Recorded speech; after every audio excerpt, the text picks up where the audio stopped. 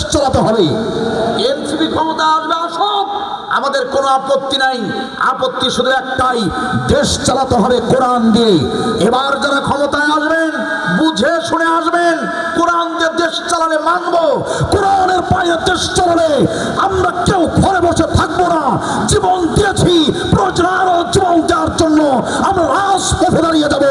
কে কে রাজি আছেন? দুহাত তুলে আল্লাহকে দেখা।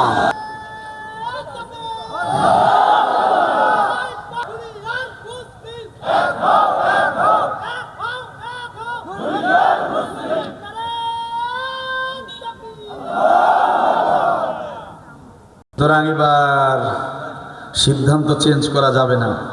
সবাইকে শপথ নিয়ে কোরআনের জন্য কাজ করতে হবে। রাজি আছেন? সুযোগ কিন্তু আসে না বারবার, ও মুসলমান, গর্ব এবার কোরআনের সরকার। ঠিক কিনা? ঠিক কিনা? সুযোগ কিন্তু, আরে সুযোগ কিন্তু আসে না বারবার, ও মুসলমান, গর্ব এবার কোরআনের সরকার। সুযোগ কিন্তু আসে না বারবার, ও মুসলমান, গর্ব এবার কোরআনের সরকার। কোথায় রইলেন হাজি গাজী, দিন কায়েমে হয়ে যান রাজি। কোথায় রইলেন হাজি গাজী, কোথায় রইলেন হাজি গাজী, দিন কায়েমে হয়ে যান রাজি।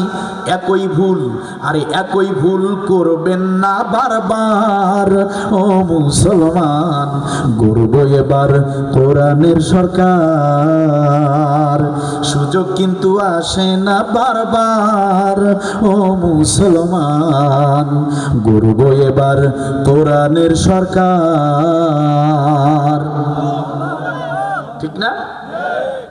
কোথায় রইলেন শ্রমিক মজুর, করব মোরা বৈষম্য দূর। কোথায় রইলেন শ্রমিক মজুর,